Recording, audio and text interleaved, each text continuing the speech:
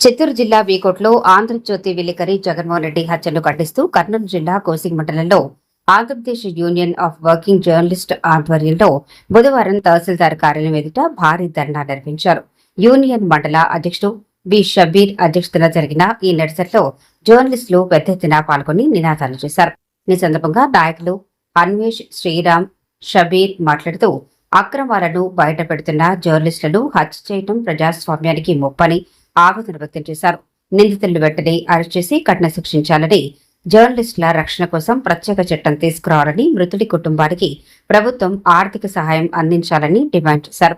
ధర్నా అనంతరం జర్నలిస్టులు తమ డిమాండ్లతో కూడిన వినతి పత్రాన్ని రెవెన్యూ ఇన్స్పెక్టర్ శ్రీరాములకు అందజేశారు. ఈ కార్యక్రమంలో ఏపీయూడబ్ల్యూజే నాయకులు ప్రదీప్ కుమార్, మహమ్మద్ యూసుఫ్, జీవన్, రంగస్వామి, లక్ష్మణ, మహమ్మద్ ఉమామహేశ్వరరావు తదితరులు పాల్గొన్నారు.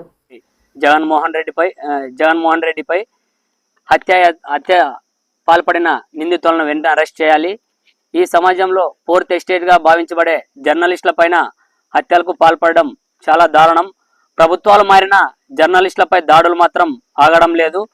గత ప్రభుత్వంలోన దాడులు కొనసాగిన ఈ కూటమి ప్రభుత్వంలో కూడా జర్నలిస్టులపై దాడులు, హత్యాయత్నాలు జరుగుతున్నప్పటికీ ప్రభుత్వం నిమ్మకు నీరెత్తినట్లు వ్యవహరించడం చాలా సిగ్గుచేటు. ఇప్పటికైనా జర్నలిస్టుల దాడులపై ప్రత్యేక చట్టం తీసుకువచ్చి జర్నలిస్టుల కాపాడే బాధ్యతను ప్రభుత్వం తీసుకోవాలని మేము డిమాండ్ చేస్తున్నాం.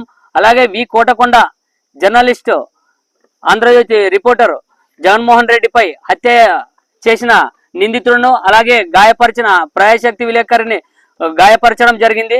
ఉదయం వాకింగ్ వెళ్లి తిరిగి వస్తుండగా ఈ దారుణానికి ఒడిగట్టిన లోకల్ రౌడీ షీటర్ తమీంని తీవ్రంగా కఠిన చర్యలు తీసుకోవాలని మేము ఏపీయూడబ్ల్యూజే శాఖ నుంచి డిమాండ్ చేస్తున్నాం.